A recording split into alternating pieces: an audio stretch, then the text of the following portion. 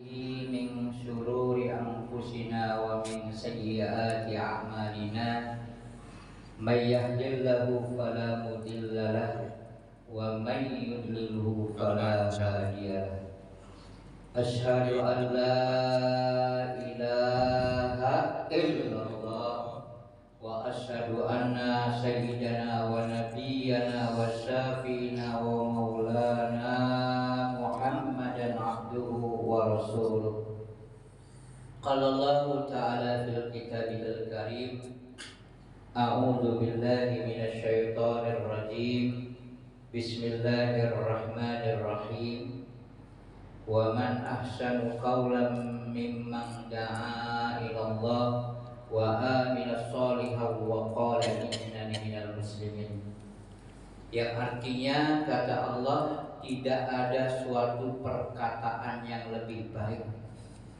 Kalau Allah mengatakan tidak ada perkataan yang lebih baik, ada nggak perkataan yang lebih baik? Nggak ada sebenarnya. Da'a ilallah, kecuali mengenalkan manusia kepada Allah. Wa qala Rasulullah sallallahu alaihi wasallam, al-masjidu baitun kulli taqi wa takaffalallahu liman kana al-masjidu baitatu birrawdi warahmah wal jawazi ala syirati ila ridwanillahi ilal jannah. Yang artinya kata Nabi, masjid adalah rumah orang yang bertakwa. Masjid adalah rumah orang yang bertakwa. Dan siapa saja kata Nabi yang menjadikan masjid ini sebagai rumah, ada masalah datang ke masjid, nggak ada kerjaan datang ke masjid, banyak utang datang ke masjid, orang duwe bojo datang ke masjid. Apapun permasalahan umat ini, kalau dekat dengan masjid, hakikatnya dekat dengan Allah. Karena masjid ini adalah baitullah, rumah Allah, dan baitul mukmin, rumah orang beriman.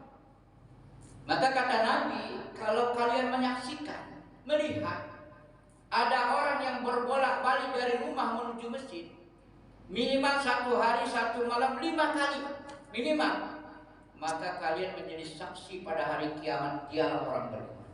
Allah, benar. Karena hakikatnya Allah itu memanggil melalui muazin 1 hari 1 malam 5 kali kalau di Langkah Kurang.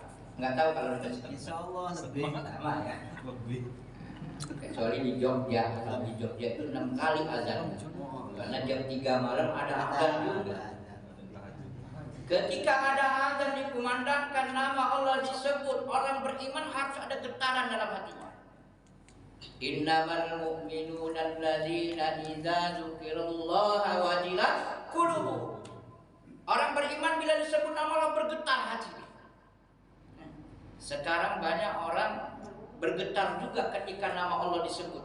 Ketika azan dikumandangkan, azan zuhur, Allahu akbar, kaget juga dia. Tapi dia akan melihat jam, pantas wis ngelih. Ding batingan mangan. Banyak gak kira-kira orang seperti itu? Mungkin kita salah satunya dulu ya. Insyaallah ya. Begitu azan dikumandangkan Allahu akbar, kaget mana? Delang, waktu ini balik kerja kin. Wah. Wis jam 5.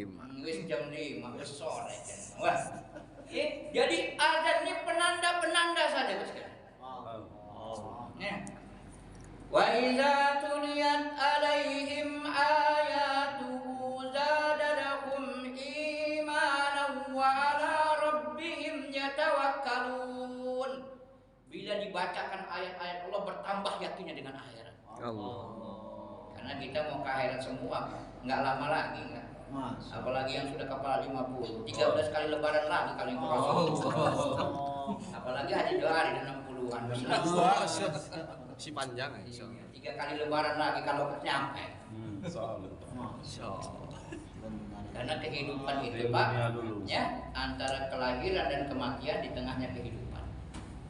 Dan kehidupan di dunia yang singkat ini adalah menentukan keselamatan kita di akhirat yang selamanya. Benar ya Allah. Gak ada ujian kedua lagi. Ya, gagal di dunia, maka dia akan gagal selamanya. Tapi kalau ujian di dunia ini sekolah gagal, dia ujian pertama dia ambil paket ini bisa. Tapi kalau di dunia ini gagal masuk alam kubur, pengen pulangkan dunia lagi nggak bisa. Walaupun doa minta sama Allah, Rabbana abasarna wa sami'na farji'na na'mal sholihan inna muqinun. Selamat bro kata Allah. Allah tahu juga bro juga tahu. Iya. Terlambat. Terlambat kita, maka kesempatan. Didatangkan oleh Allah nggak tanggung-tanggung Pak, 124.000 nabi. 124.000 nabi, 313 rasul, yang wajib kita ketahui hanya 25 saja. Dan seluruh nabi dihantar ke muka bumi ini untuk satu perkara. Apa itu? Agar setiap diri manusia ini punya agama. Itu saja. Maka orang yang punya agama, maka Allah akan bahagiakan hidupnya di dunia sampai akhirat. Walaupun dia nggak punya apa-apa. Harta nggak punya, pangkat nggak punya, kerjaan nggak punya, kadang makan kadang nggak, ya. Kalau dia punya agama sempurna dalam kehidupannya, pasti, bukan mudah-mudahan, pasti Allah akan bahagiakan dunia dan akhirat. Tapi sebaliknya sekalian, kalau orang itu nggak punya agama, walaupun punya rumah bertingkat, mobilnya mengkilap, istrinya cantik memikat, sampai 4 kan. Kalau nggak taat maisha dan dongkak, Allah akan datangkan kehidupan yang sempit. Karena kebahagiaan itu hanya dalam agama. Siapapun orang yang amalkan agama pasti bahagia dunia akhirat. Tapi siapapun orangnya kalau nggak amalkan agama, maka kehidupannya susah dunia, susah akhirat. Nah, agama inilah yang harus kita sempurnakan dalam kehidupan kita. Apa agama yang sempurna itu, Pak? Pertama, terdiri dari imaniyah yang benar kepada Allah. Kedua, ubudiyah yang ikut cara Rasulullah. Yang ketiga, muamalah. Yang keempat, muasyarah. Yang kelima, akhlak. Kalau ada sempurna 5 komponen di dalam kehidupan kita, maka sempurna agama. Kalau sempurna agama, maka Allah sempurnakan kebahagiaan dunia sampai akhir. Kalau ada orang sekarang sudah syahadat, dia sholat, wajib sunnah dikerjakan. Sudah itu zakat wajib sunnah dikerjakan. Sudah itu puasa wajib, puasa sunnah dikerjakan. Sudah itu haji wajib, haji sunnah dikerjakan. Sempurna belum agama di dalam kehidupan? Belum. Nah, itu sempurnanya ubudiyah. Sedangkan kesempurnaan agama kelima, imaniyah yang benar kepada Allah. Dan imaniyah inilah akar segala masalah kehidupan manusia, agar manusia itu dapat mengamalkan agama dengan sempurna. Tanpa iman yang sempurna, nggak akan mudah untuk mengamalkan agama dengan sempurna. Bahkan tidak akan dapat menyempurnakan agama dalam kehidupan. Maka usaha atas iman ini bukan sebentar dibuat Nabi, Pak. 13 tahun lamanya Nabi buat usaha atas iman agar wujud di dalam hati-hati para sahabat. Iman yang tidak terkesan lagi dengan suasana dan keadaan. Karena iman ini adalah satu perkara yang nggak boleh cacat dalam kehidupan manusia. Hatta sebesar zarrah nggak boleh cacat. Bahwa iman kepada Allah 99%, 1% masih yakin selain kepada Allah, maka datang kepada Allah membawa kemurkaan daripada Allah Subhanahu wa taala. Cacat di dalam amal masih ada ampun, cacat di dalam keimanan nggak ada ampun. Ibarat kita membeli ban motor, di dalamnya Pak, harganya yang terkenal itu apa? IRC, harganya 50.000 ya. Kita beli harga ban itu, setelah kita beli kita pompa isi dengan air, angin ya. Setelah terisi angin apa sekalian? Ada bolong nggak besar, sebesar jarum sekalian. Apa yang terjadi terhadap ban ini? Kempes. Kata wong Palembang ndak kati gunung ini ban, walaupun baru. Karena ada bolong sebesar jarum. Nah begitu iman kita, kalau ada kecacat sebesar biji jarum saja pun nggak ada ampunan di sisi Allah Subhanahu wa taala. Saking pentingnya diri kita menyempurnakan iman. Kalau ada khotbah Jumat, di sini ada khotbah Jumat. Ada ya, tidak memasukkan salah satu ayat, ya ayyuhallazina amanu ittaqullaha haqqa tuqatih wa la tamutunna illa wa antum muslimun. Tidak dimasukkan salah satu ini ayat, maka batal itu khotbah. Kenapa? Jadi rukun setiap orang beriman untuk menyempurnakan iman. Karena tidak bergerak satu benda dari tempatnya ke tempat yang lain kecuali digerakkan oleh Allah. Tidak bergugur satu daun dari dahannya kecuali digugurkan oleh Allah. Berkedipnya mata seseorang bukan karena punya mata, karena dikejutkan oleh Allah. Mendengar seseorang bukan karena punya telinga, tapi didengarkan oleh Allah. Bisa bicara seseorang bukan karena punya mulut, karena dibicarakan oleh Allah. Karena banyak orang yang punya mulut, punya telinga, nggak bisa ngomong, Pak, nggak bisa dengar. Namanya tunarungu. Ya. Karena semua ini semua atas kehendak Allah. Bergerak sesuatu, baik, buruk, indahnya dari Allah. Ma asaba musibatin fil ardi wala fi anfusikum. Ya terjadi musibah bala bencana di muka bumi ini kata Allah, dan juga pada diri kamu sendiri, melainkan sudah tercatat dalam kitab yang nyata. Beriman kepada qada dan qadarnya Allah. Ya, baik buruk datangnya dari Allah. Kecuali dosa bukan datang dari Allah, dari manusia itu sendiri. Ya, karena Allah tidak menghendaki dosa. Karena buruk ini belum tentu dosa, Pak. Ya, karena nampaknya buruk tapi itu kebaikan di sisi Allah. Contoh saja, datang penyakit kepada orang beriman, nampaknya buruk di hadapan pandangan manusia, tapi datangnya penyakit kepada orang beriman dan dia beriman bertakwa kepada Allah, maka sakit yang diderita akan menggugurkan dosa-dosa yang dia punya. Kira-kira kalau sakit syukuran nggak, Pak? Jangan sedih, syukuran. Kalau bisa motong ayam, kalau ada duit motong kambing, ada duit motong kebo, ya kan? Syukuran. Kenapa? Jadi suatu kebaikan itu datangnya dari Allah. Ya. Semua ujian, ada yang diuji jadi orang kaya, ada yang diuji jadi orang miskin. Tapi orang sekarang merasa ujian itu hanya miskin saja, nggak merasa kaya ujian. Ya, belum ada orang datang ke rumah kita, Pak Haji, Masya Allah saya ini kena ujian dari Allah. Apa ujian? Setiap hari datang uang 1 juta. Allah. Singanannya apa ya Pak Haji? Kayak mana nih Pak Haji? Saya datang diuji sama Allah. Seret, ini rezeki. 1 minggu ini belum ada yang masuk rezeki. Padahal juga datang rezeki ujian. Ya. Kalau datang sempit rezeki jadi orang miskin itu ujian yang sangat menguntungkan di akhirat. Apa nggak menguntungkan? Kata Nabi, jikalau orang beriman kepada Allah dalam keadaan miskin, mati dia dalam keadaan miskin, maka orang yang beriman dalam keadaan miskin ini mati, maka nanti akan dipersilahkan oleh Allah masuk surga 500 tahun lebih dulu daripada orang kaya. Subhanallah. Jangan GR dulu jadi orang kaya. Orang kaya ini susah nanti di akhirat, Pak. Kenapa? Hisabnya lama. Ya, karena harta yang halal itu akan dihisab, harta yang haram akan diazab. Jadi jangan bangga dulu. Abdurrahman bin Auf itu pernah dikatakan oleh Nabi, hai Abdurrahman bin Auf, hendaklah engkau bertakwa kepada Allah. Ya, sungguh engkau ini akan masuk surga sambil merangkak-rangkak. Kaget Umar bin Abdurrahman bin Auf ini. Kenapa ya Rasulullah? Karena hartamu banyak akan ditanya di hadapan Allah Subhanahu wa taala. Allah. Semua ditanya, Pak. Paku yang ada di rumah kita lama tuh pertanyaannya, Pak. Dari mana dapatnya paku? Dari beli, ya Allah. Belinya pakai apa? Pakai uang, duitnya carinya bagaimana? Terus begitu. Satu kasus saja berbulan-bulan tuh. Kasus Sambo aja lama ya sampai 8 bulan. Gara-gara kopi Mirna aja berbulan-bulan, apalagi ada kopi luwak, ada kopi jempol, kopi ibu dan anak. Lebih lama lagi Pak pertanyaannya. Iya, Masya Allah. Semua ditanya nanti, nggak bisa ngeles, mulut yang bisa ngomong ditutup. Al-yawma nahtimu ala afwahihim wa tukallimuna aydihim wa tashhadu arjuluhum bima kanu yaksibun. Nanti pada hari kiamat mulut dikunci, Pak. Tangan ngomong, kaki ngomong. Ya Allah, bener ya Allah. Bengen kita melaku merana kok. Ngerti orang bahasa Serang ya? Allah mah jangan khawatir. Apalagi bahasa Lampung, ya kan? Ya Allah, ditanya, sekecil apapun perbuatan kita akan ditanya. Ya, faman ya'mal misqala dzarratin khairan yarah wa man ya'mal misqala dzarratin syarran yarah. Nanti ada balasannya, Pak. Sekecil apa? Bahkan kerlingan mata ditanya, "Hai hamba, kamu ngerling untuk apa?" Bayangin deh. Pada ngelirik baik ya. Iya, ditanya ngelirik. Iya, karena apalagi ngelirik cewek. Wes lah. Walaupun ada perkataan ulama, pandangan pertama itu dibolehkan. Ya, kedua malah masalah dosa, ya kan? Iya, maka ada yang mengatakan ngelihat aja gak boleh kedip-kedip. Enggak, tetap dosa, kepanjangan. Durasinya. Ya ditanya, ya. Kalau kullil mu'minina yaghuddu min absarihim ini, ayat ini ketika melihat tundukkan pandangan. Bukan yang kedua lagi dosa. Ya, ini kehidupannya singkat. Nanti pada hari kita ditanya, ya. Kita ke akhirat semua. Ya. Iman amal itu ditanya sama Allah. Iman yang sempurna, amal yang sempurna. Dan amal yang sempurna ini sepakat alim ulama, tidak khilaf di dalamnya.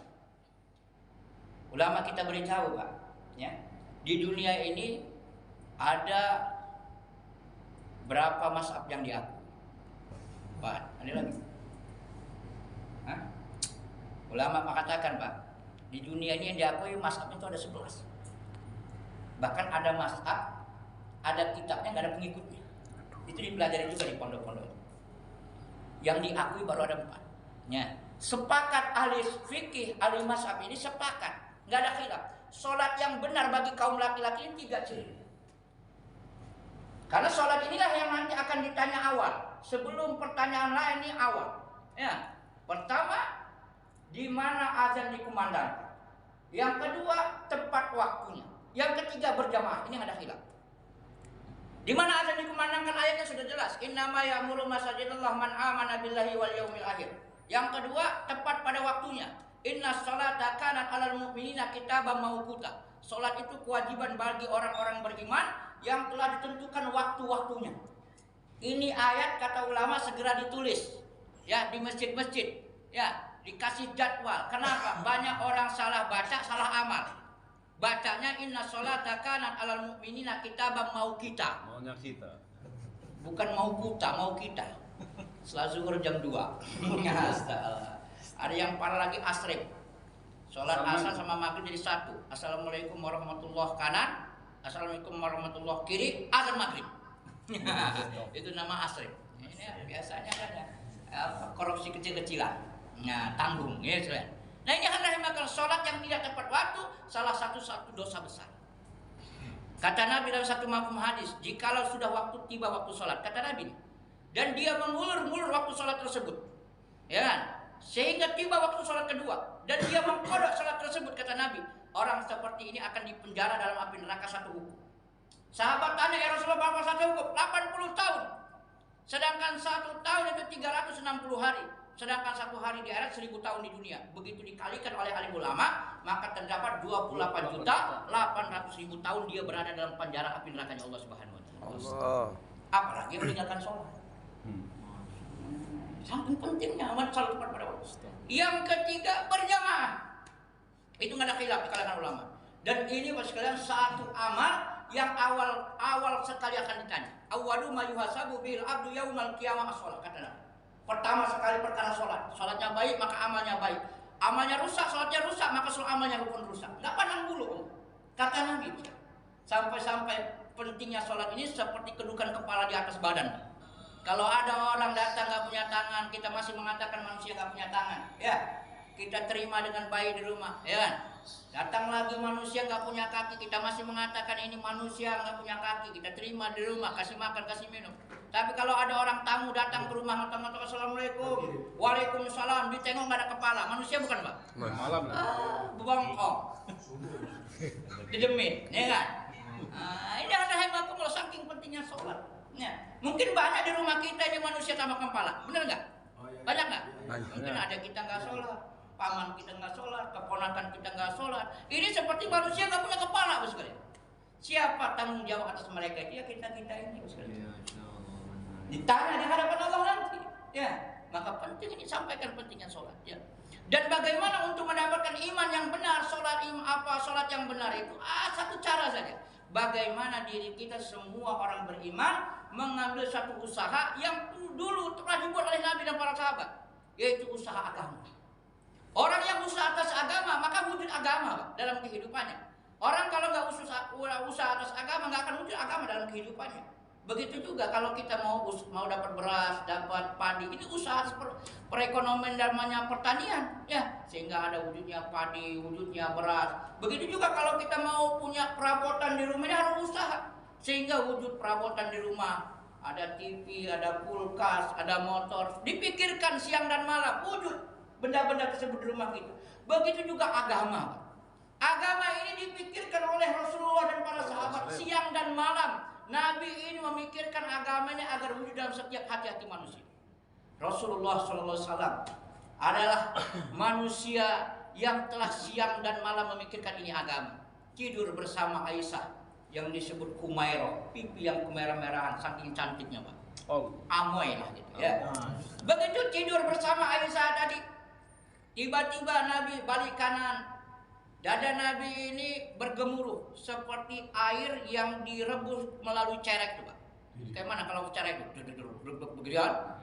Sehingga keluar air mata Nabi, balik kanan, air matanya balik kanan, ngalir belah kanan, balik kiri, air matanya balik belah kiri, sehingga Aisyah berkata, "Ya Rasulullah, kenapa engkau menangis ya Rasulullah?"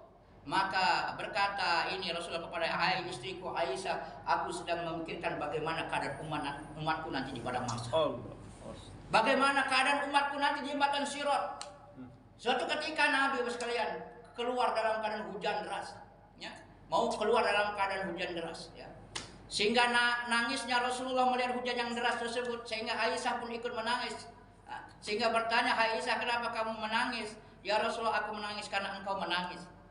Maka aku bertanya kepada engkau, "Ya Rasulullah, mengapa engkau menangis melihat hujan ini? Bukankah hujannya rahmat dari Allah?" "Benar, hai Aisyah, ini rahmat dari Allah. Tapi aku teringat ketika aku di Isra wal Mi'rajkan, aku ditampakkan bagaimana jembatan Sirat ini. Dan aku saksikan diberikan gambaran bagaimana derasnya umatku jatuh dalam api neraka sebagaimana derasnya air hujan ini, hai Aisyah." Nabi pemikirin kita jangan sampai masuk neraka. Suatu ketika Rasulullah keluar lagi di malam hari, mau mengambil mantel, ya, penutup daripada badannya. Maka ketika mau keluar terlihat oleh Abu Bakar Siddiq, "Ya Rasulullah, mau kemanakah engkau?" "Hai Abu Bakar, aku akan menyampaikan agama di balik bukit ini. Karena aku dengar kabar ketika siang tadi ada satu kafilah yang akan bermalam di balik bukit ini, dan akan kusampaikan ini agama kepada mereka." Apa kata Abu Bakar? "Ya Rasulullah, besok saja ini malam, gelap hujan."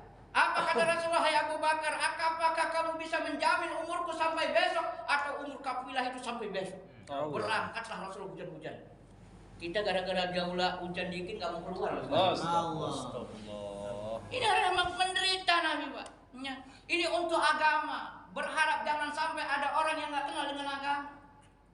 Keliling Nabi dari rumah ke rumah, ya, dari gang ke gang, sehingga setiap rumah, setiap gang tidak ada yang tidak dilewatkan Nabi. Seandainya kata ulama telapak kaki Nabi diwarnai merah, maka sungguh akan merah semua itu dalam keadaan Mekah itu sekali. Karena seringnya Nabi menyampaikan ini agama kepada setiap orang yang ada di Mekah ketika itu. Bahkan menderitanya ini agama, Pak, bukan saja Rasulullah. Bahkan anak-anak di zaman Nabi pun menderita untuk ini agama. Bahkan anak kesayangan Rasulullah, Fatimah radhiyallahu anha, menderita ini untuk agama. Nabi itu, Pak, saking sayangnya sama Fatimah, setiap pulang dari medan dakwah, nyampai ke Mekah, yang ditanya bagaimana keadaan anaknya dulu. Fatimah, kalau keadaan anaknya baik-baik saja, dalam keadaan tidak kelaparan, senang, maka tenang hati Rasul. Saking cintanya ini Rasul kepada Fatimah. Suatu ketika Fatimah telah beranjak dewasa, telah menikah dengan Sayyidina Ali, tapi kasih sayang Rasulullah kepada Fatimah tetap tidak berubah. Setelah Nabi pulang dari medan dakwah menyampaikan agama, rupanya agak lama, ya. Biasa sehari 2 hari sudah pulang, ini agak lama, 4 sampai 5 hari sampai 6 hari. Bahkan ketika dia pulang sampai Mekah, yang ditanya, yang dicari dulu bukan istri-istrinya, yang ditanya dulu dicari adalah Fatimah. Dia datang ke rumah Fatimah tersebut, yang ketika itu telah menikah dengan Sayyidina Ali. Rumah Fatimah ini Masya Allah sangat sederhana. Bukan tipe 3 atau 45, bukan. Tipe 45 itu kamar 2, WC-nya di belakang, ada ruang tengah, ada ruang tamu. Kalau tipe 36 begitu juga, tapi WC-nya di tengah.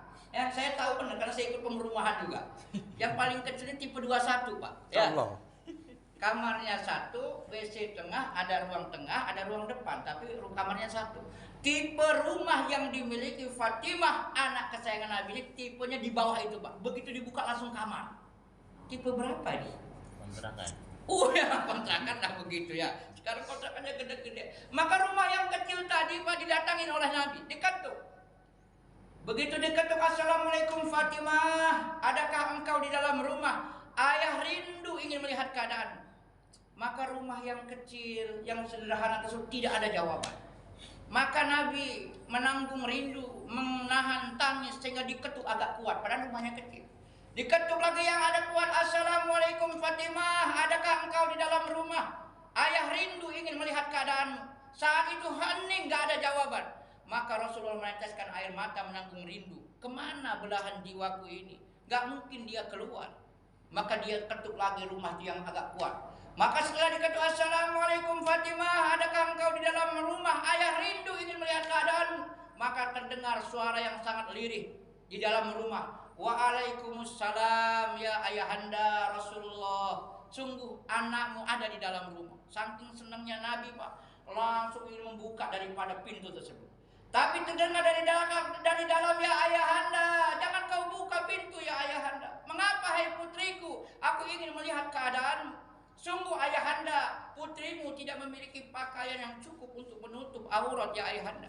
Rasulullah langsung membukakan daripada sorban yang di atas, diberikan oleh Rasulullah melalui pintu, diambil oleh Fatimah tadi, ditutuplah aurat-aurat yang nggak boleh nampak. Maka setelah selesai, maka berkata Fatimah, ya ayahanda, boleh engkau masuk, sungguh aurat putrimu sudah tertutup. Maka Rasulullah masuk. Ketika masuk, saking senangnya, saking rindunya Nabi dipeluk itu Fatimah. Begitu dalam pelukan ini, itu Fatimah sekalian terasa dingin yang luar biasa badan Fatimah itu. Bergoyang-goyang. Sehingga Rasulullah berkata, hai Fatimah, anak kesayanganku, apa yang terjadi pada dirimu sehingga dirimu, badanmu dingin yang luar biasa, bergoyang-goyang. Ya ayahanda, sungguh putrimu sudah 3 hari berlalu, nggak ada benda yang masuk kecuali air ya ayahanda. Kelaparan putri Rasulullah. Ya kelaparan untuk apa? Demi agama. Mana Ali, hai Fatimah. Ali sibuk-sibuk menyampaikan agama di ujung-ujung kota Makkah, dan 3 hari belum berlalu berdatang ya Rasulullah. Menderita Pak, untuk apa? Untuk agama. Satu keluarga menderita untuk agama. Sayyidah Ali kelaparan untuk agama. Aisyah radhiyallahu anha kelaparan untuk agama. Fatimah radhiyallahu anha kelaparan untuk agama. Kita kapan pernah kelaparan Pak? Nggak pernah kita Pak. Masya Allah. Nggak pernah untuk agama kelaparan. Kita kekenyangan. Belum datang habis apa itu gonima. Tahu bunting, udah datang tahu bunting yang kedua. Subhanallah. Kita bisa amalkan agama atas penderitaan mereka Pak. Sahabat kelaparan, Abu Bakar kelaparan demi agama, nggak sempat memikirkan keperluan hidupnya untuk bagaimana tegaknya agama di atas permukaan bumi. Nah orang-orang seperti ini sekalian, sahabat-sahabat yang telah berlalu Pak. Kita akan berjumpa dengan para sahabat, pun kita akan ditanya di hadapan Allah nanti. Hai hambaku, kata Allah, apa yang telah kalian kobarkan untuk ini agama? Kalau kita belum pernah memperjuangkan agama, bagaimana kita akan menderita untuk agama? Ini ibu sekalian ya, subhanallah, jamaah dikirim seluruh Arab ya. 150 rombongan ketika zaman Nabi dibuat oleh Nabi. Nabi menyertanya 25 kali Pak. 125 rombongan Nabi hanya mengirim sahabat-sahabat ke seluruh dunia. Bahkan ada yang berangkat ke Cina, rombongan saat Abi Waqqas, yang kurang lebih 80 orang, tapi sampai Cina hanya 4 orang saja sekalian. Bahkan 5 orang saja, sepertiga Cina masuk Islam sekalian. Allah. Pulang mereka berangkat dalam keadaan masih banyak. Pulang sudah hanya beberapa orang saja. Sahih dalam perjalanan. Kita bersama Masya Allah ya, berjuang pengen kapan pulang. Sahabat mah nggak sempat lagi pulang Pak. Ya, ini hal-hal makum Allah. Nggak ada jalan lain Pak untuk bagaimana tegak ini agama. Maka semua kita harus buat pengorbanan. Berapa lama? Minimal seumur hidup kita dipinta sama orang-orang tua kita 6 bulan aja Pak. Ya, kalau dulu 4 bulan, sekarang 6 bulan. Ya, orang pengen jadi polisi aja latihan sekarang 7 bulan, Pak. Pengen jadi dai, jadi hamba Allah yang soleh tanpa perjuangan nggak bisa. Maka untuk itu sekarang siapa yang siap 6 bulan, Pak? Insyaallah. Siap ya. Ini usaha dakwah sudah di mana-mana, Pak. Ya, ini bukan usaha atas kelompok, golongan, sekte, paham. Ini usaha Nabi dan para sahabat dulu berjuang dengan harta dan dirinya, bi amwalikum wa anfusikum. Dengan hartanya dan dirinya, bukan wanipiro, Pak. Kalau piro agak mahal nih Pak, internasional nih Pak ya. Iya, usaha dakwah itu bukan datang berapa dalam usaha dakwah ini, habis berapa engkau dalam agama ini begitu. Entek piro. Bukan untuk piro, betul kata Pak Haji. Maka untuk itu sekalian, Masya Allah ya, yang belum coba cicip perjuangan Rasulullah ini ya. Maka segera cicip ya. Yang 3 hari boleh, 40 hari boleh, 4 bulan boleh. Kalau nggak mau 3 hari, 40 hari, 4 bulan boleh 1 tahun sekarang. Iya, insya Allah kan? Insya Allah ya. Ini jemaah beberapa lagi di sini ya. Ini bukan kelompok, Pak, bukan gilingan, bukan aliran juga. Aliran itu cuma 2 aja. Kalau nggak aliran listrik, aliran air itu aja Pak. Iya, nggak ada aliran itu. Ini pejuang-pejuang agama ya. Nggak diundang, nggak di apa. Nggak dibayar. Di dalam surat Yasin, ikutilah orang yang menyeru kepada Tuhannya pagi dan petang, yang tidak minta bayaran dan upah. Suruh ikut kata Allah. Ya, nah ini kalau ada orang yang ngajak kepada Allah ya, nggak minta bayar upah. Itulah perjuangan Rasul dan para sahabat dulu, Pak. Ya, maka alhamdulillah ini jamaah sudah sering diantar di sini ya. Maka segera yang belum nyicip segera nyicip, Pak ya. Ya insyaallah ya. Yang belum coba segera coba, baru nikmatnya agama itu, Pak. Masya Allah, Bapak nanti akan nikmat di dunia ini walaupun Bapak serba kekurangan. Kenapa? Sempurnanya agama, hidupnya akan tenang. Karena tenang bahagia itu hanya dalam agama, bukan dalam harta. Orang itu hartanya bertambah, agamanya nggak bertambah, hidupnya pasti merana, Pak. Pasti menderita. Lihat orang Jepang itu. Ya, kalau segi ekonomi, teknologi itu masalah luar biasa. Tapi pembunuhan diri yang terbesar di dunia di Jepang sekalian. Kenapa? Karena nggak punya agama tadi. Nah kita juga bakal nggak punya agama pasti susah hidupnya. Ya kan? Duduk salah, jalan salah, punya duit salah, kok nggak punya duit. Tapi kalau orang yang punya agama, ya masya Allah tenang hidupnya. Kenapa? Yakin dengan janji Allah, dunia ini pun akan berlalu. Maka untuk itu sekalian, mudah-mudahan Allah Subhanahu wa memberikan kita kepahaman kepada Allah Subhanahu wa taala sehingga kita makin hari makin meningkatkan pengorbanan. Saudara sekalian, jangan berhenti kalau saudara sampai malaikat mau datang ke rumah kita mentang-mentang. Ya, baru kita berhenti, ya kan? Kalau belum mentang-mentang datang malaikat mau datang ke rumah kita, jangan berhenti, ya. Kita ini masuk perjuangan semua. Mudah-mudahan itu yang kami sampaikan. Saya mohon maaf kalau ada kata-kata yang masya Allah yang menyakitkan ya. Ya beginilah Bapak kalau melihat orang kampung asli ini Pak, orang Gunung Sugi. Selekam. Akhirnya nih. Ya, agama masya Allah. Ya mudah-mudahan kita dibukakan pintu hidayah oleh Allah. Amin Allah. Ambil bagian bisa dakwah. Salam ya. Salam. Ya Allah walil akhiril akhiril jazal quwwati matin ya. Amin ya Allah. Ya arhamar rahimin. Amin. La ilaha illallahul karim subhanahu wa ta'ala.